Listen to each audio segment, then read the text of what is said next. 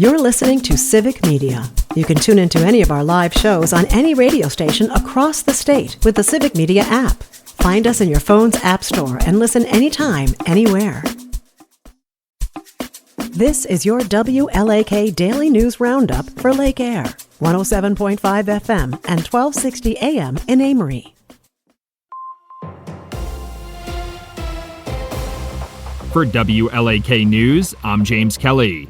An Eau Claire man accused of leading law enforcement authorities on a high-speed chase from Washburn County to Bayfield County has been sentenced. 45-year-old Joshua Renison was convicted in July of 2024 in connection to the pursuit, which began in Washburn County, went through Sawyer County, and ended in Bayfield County. He was charged with fleeing an officer and a fifth offense of operating while intoxicated. Renison is also facing charges for operating while intoxicated and felony bail jumping in La Crosse and Pierce counties.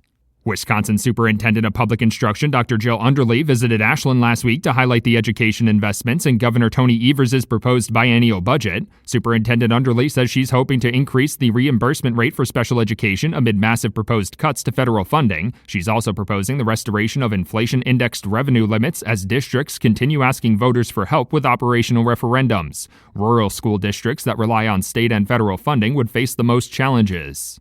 Energy officials are warning that tariffs levied by the Trump administration may make it too expensive for companies to continue pursuing solar energy projects. A vast majority of solar manufacturing equipment originates from China, which faces a 145% tariff. According to a WPR report, a Public Service Commission spokesperson says the increased prices for materials could lead developers to decide their projects are economically unfeasible. A number of large-scale solar energy projects are currently in development in western Wisconsin. A Rice Lake man is facing up to 40 years in prison after being arrested on drug charges last week. According to the criminal complaint, 50-year-old Robert Lewandowski was accused of possessing about 67 grams of methamphetamine following a routine traffic stop on April 28th. The following day, he was charged with possession with intent to deliver in Barron County Circuit Court.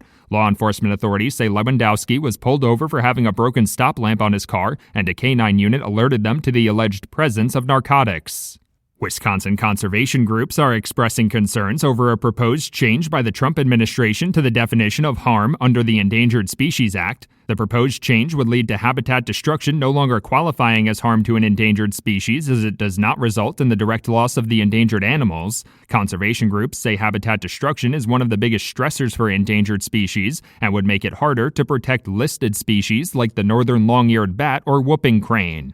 State Republicans are circulating a number of proposed bills aimed at helping search and rescue dogs and their handlers. The package of bills would give search and rescue dogs the same classification and accommodations as other public service animals, including prohibiting them from being turned away at hotels and making it a felony to frighten, harass, or abuse them. Another would offer their handlers sales tax exemptions for purchasing equipment needed to aid in search and rescue operations, like GPS collars and other safety gear. Barron County Sheriff Chris Fitzgerald has announced his intent to retire from his position next month. In an email on Monday, Sheriff Fitzgerald announced he had informed Governor Tony Evers that he plans to retire on June 1st to pursue another opportunity with Mosaic Technologies. Sheriff Fitzgerald also noted that he believes the Barron County Sheriff's Department is in a great spot and there should be a smooth transition for whoever takes over the role. The appointment process to fill his position should open early this week. 2 roofers in the Duluth area were released soon after being detained by Immigration and Customs Enforcement while working on a job on Thursday. According to company officials, the 2 workers were taken from a job site in the Duluth Heights neighborhood and were released about 45 minutes later. One of the workers is a U.S. citizen and the other had documentation papers with them. Outlast construction owner Nicole Willoughby says the company reviews the documentation of all workers to ensure they are legally allowed to work. Wisconsin Department of Public Instruction officials say the state will lose $8 million in funding for mental health services in schools over the next 5 years. On Thursday, the Trump administration announced it was canceling $1 billion of mental health grant funding for schools across the country, claiming they violate civil rights law. Wisconsin was set to receive $10 million of that grant funding. Department of Public Instruction officials believe they will still have access to the first $2 million allocated for this year. The deadline for Wisconsin residents to get their real ID before hopping on a domestic flight is rapidly approaching. Starting Wednesday, any resident who is planning a domestic flight or plans to visit a military base or other federal building will need to have a real ID or other TSA-approved documents to do so. Department of Transportation officials say as of Friday, over 65% of Wisconsin residents had already gotten their real ID. If you don't have a real ID yet, a list of documents needed at your local DMV office can be found online. For WLAK News, I'm James Kelly. The Brewers are back to 500. Hi, I'm Jimmy Kuska filling in for Mike Clemens. Christian Yelich hit a 2-run home run as Milwaukee won its second game in a row. Yelich bangs one into right center. It is high and deep and gone!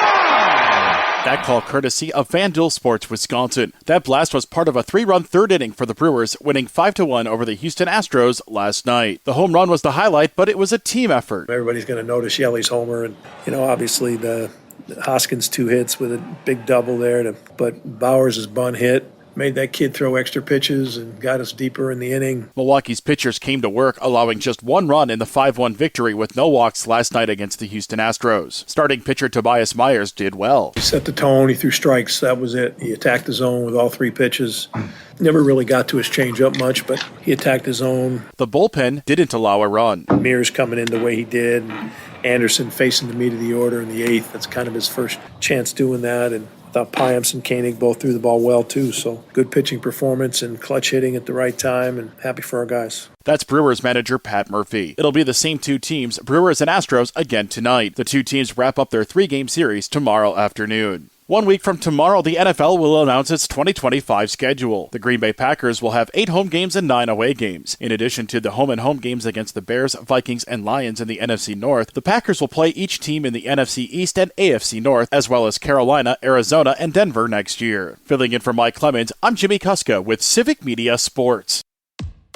On your entertainment beat, I'm Pete Schwaba. Sebastian Stan is probably the favorite to play Luke Skywalker in any future Star Wars production. Luke Skywalker himself, Mark Hamill, is in favor of Stan taking over the role. Hamill and Stan have discussed the idea, and Stan is open to it, but might have scheduling issues as he is set to star in 2 upcoming Marvel films. Not such a bad thing for an actor to have 1 foot in 2 huge universes. Here's one of Pete's picks. It's taken me a couple weeks, but I finally got to the theater and saw Sinners. It is wildly entertaining. From the script to the acting, set design, and music, Ryan Coogler's film is an absolute spectacle. Michael B. Jordan plays twin brothers Smoke and Stack, who return to the South after working for the Chicago mob. With their stolen money and goods, they open a juke joint in the country, which is descended upon by vampires. Word to the wise, if you see the film, stay through the credits because the last scene of the movie takes place after the roll. Curious choice, but nevertheless, absolutely check it out. The summer movie season has arrived and is off to a pretty good start if this past weekend was any indication. The film Thunderbolts opened in first place domestically with $76 million. The opening is impressive considering the characters in the film are not some of the more Marvel marquee names, according to Variety. Good reviews and a good audience score should keep the movie in theaters for a while and give it legs. Another film that has shown incredible staying power is Sinners, which finished number 2 this week, bringing in $33 million, which is only a 28% drop-off from last week's take, which was only a 6% drop-off from its opening weekend haul. Sinners also had excellent reviews and obviously great response from audiences. Finishing in the 3rd spot was the Minecraft movie, which also is showing some resiliency, bringing in $13.5 million in its 5th week. The top 5 was rounded out by The Accountant 2 with $9.5 million and horror film drama Until Dawn at just under $5 million.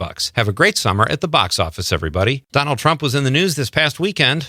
No, seriously. The president claims he is going to save Hollywood and movies by imposing 100% tariffs on movies made outside the United States. There is a lot to be worked out, obviously, and only time will tell how this will be executed. According to Variety, the reaction in the Hollywood community was one of shock. This could affect or even kill a project by one of his own ambassadors to Hollywood, Mel Crazytown Gibson, who is planning to shoot his Passion of the Christ sequel in Italy. The president called movies being made outside our borders a national security threat, which exposed Americans to propaganda. The president was unclear if it was more dangerous than his own homespun propaganda. It's a good thing he's acting fast before the British thespian invasion overtakes our republic. For more showbiz fun, tune in to Nightlight with me, Pete Schwaba, weeknights from 6 to 8 p.m. on the Civic Media Radio Network. Today, mostly sunny. We'll get to 74 for a high this afternoon. The wind, very light out of the northwest at around 5. Tonight, mostly clear. We'll drop into the low 50s. Tomorrow, mostly sunny. May catch a sprinkle or 2 in the afternoon with a high of 78.